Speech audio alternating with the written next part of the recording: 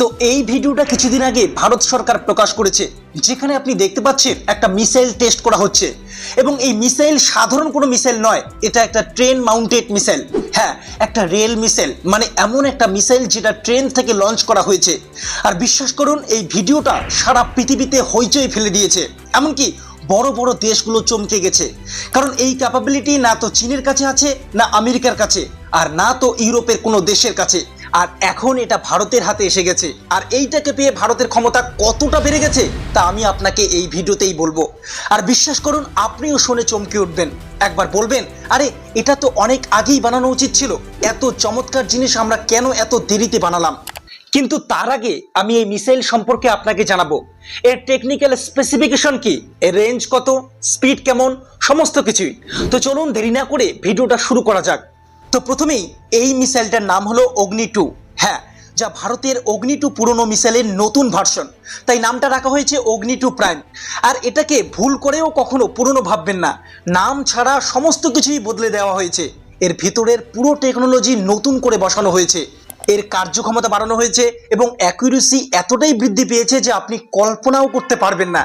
রেঞ্জের কথা বললে অফিসিয়াল সংখ্যায় বলা হচ্ছে 2000 কিলোমিটার, কিন্তু আমরা তো জানি ভারত প্রায়শই মিসাইলের ক্ষমতা কম করে দেখায়, যাতে যুদ্ধক্ষেত্রে শত্রু ধারণা করতে না পারে যে এর আসল ক্ষমতা কত। তাই বলা হচ্ছে এর রেঞ্জ 2000 কিলোমিটারের উপরেই হবে।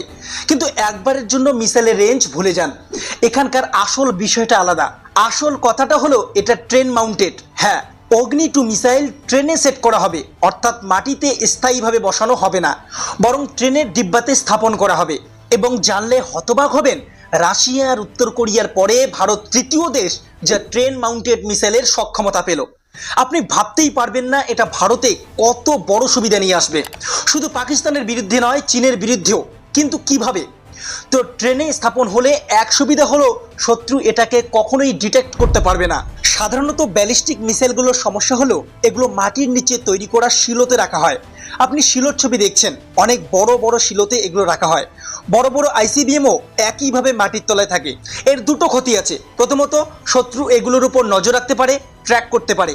আর দ্বিতীয়ত, আপনি আক্রমণ চালাতে গেলে শত্রু আগেভাগেই বুঝে নিতে পারে যে মিসাইল লঞ্চ হয়েছে, কোথার থেকে আসছে, কোন শহরের দিকে। তখন তারা মিসাইলকে রাস্তায় গুলি করে ধ্বংস করতে পারে, অর্থাৎ সারপ্রাইজ ফ্যাক্টর শেষ। তাছাড়াও শত্রু আগে থেকেই হামলা চালিয়ে আপনার মিসাইল সাইটগুলোকে ধ্বংস করে দিতে পারে। আর তৃতীয় সমস্যা হলো মিসাইলের পরিবহন। মিসাইলগুলোকে এক জায়গা থেকে অন্য জায়গায় নিয়ে যাওয়ার সময় অনেক ঝামেলা। শত্রুও বুঝেই যেতে পারে আপনি কোথায় নিয়ে যাচ্ছেন, তখন তারা বারবার নজর রাখে এবং আপনার পুরো কৌশল ধ্বংস করে দেয়। তাই ভারত যে রেল মাউন্ট সিস্টেম তৈরি করেছে সেটা সমস্ত বিপদ একসাথেই দূর করে দেয়। কারণ দেশের ভেতরে আমাদের রেল জাল এত বিস্তৃত যে আপনি যদি একটা মিসাইল কাশ্মীর থেকে কন্যাকুমারী বা উত্তর পূর্বের অরুণাচলে পাঠাতে চান, তো বিশেষ কিছু করার দরকার নেই। একটা যাত্রী বা এক্সপ্রেস ট্রেনে একটা অতিরিক্ত ডিব্বা যোগ করলেই হবে। মিসাইল নিঃশব্দে যাত্রা করবে, কেউ জানতেও পারবে না। আপনি ওই ট্রেনেই বসে থাকলেও বুঝবেন না যে আপনার ট্রেনেই একটা অগ্নি মিসাইলও চলছে। তাছাড়া আপনি শত্রুর উপর সারপ্রাইজ আক্রমণও করতে পারবেন, কারণ এত বিশাল রেল নেটওয়ার্কে প্রতিপক্ষের জন্য নজর রাখা খুবই কঠিন। আর এটাই ভারতের সবচেয়ে বড় অ্যাডভান্টেজ। সারপ্রাইজ অ্যাটাক, গোপন মোতায়েন আর শত্রুকে বিভ্রান্ত করে রাখা। ধরুন যুদ্ধ চলছে, তো পাকিস্তান বা চীন কখনোই আন্দাজ করতে পারবে না যে ঠিক কোন ট্রেনে কোন কোচে অগ্নি 2 প্রাইম বসানো আছে। হয়তো শত্রুর চোখের সামনে দিয়েই মিসাইল যাবে, কিন্তু তারা টেরও পাবে না। এখন ভাবুন তো, যদি যুদ্ধের পরিস্থিতি তৈরি হয়, তখন ভারতের হাতে থাকবে এক মারাত্মক ট্রাম্প কার্ড। কারণ যখন ইচ্ছে যে কোনো জায়গার থেকে, এমনকি ট্রেনের ভিতর থেকেই এই মিসাইল লঞ্চ করা সম্ভব, এবং শত্রুর কাছে একটুও সময় থাকবে না প্রতিক্রিয়া জানানোর। তাছাড়া এই সিস্টেম ভারতকে দিয়েছে মোবিলিটি, মানে মিসাইল আজকে এক জায়গায় আটকে থাকবে না। আজ যদি কাশ্মীরে থাকে, কালকেই সেটা চলে যেতে পারে উত্তর পূর্বের সীমান্তে। শত্রু যতই নজরে রাখুক, কখনোই ট্র্যাক করতে পারবে না। আর মনে রাখবেন, অগ্নি 2 প্রাইম শুধু রেঞ্জে শক্তিশালী নয়, এর প্রিসিশন এতটাই নিখুঁত যে যেখানে মারার টার্গেট দেওয়া হবে সেখানেই গিয়ে আঘাত করবে। আর ট্রেন মাউন্টেড সিস্টেম সেটাকেই করেছে আরো ভয়ঙ্কর। তাই বোঝাই যাচ্ছে ভারত যে এই মিসাইল টেস্ট করেছে, এটা কেবল এক প্রযুক্তিগত সাফল্য নয়, বরং এক কৌশলগত বিপ্লব। এখন থেকে শত্রুরা বারবার ভাববে কোন ট্রেনটা আসলে যাত্রীবাহী আর কোনটা মিসাইলবাহী।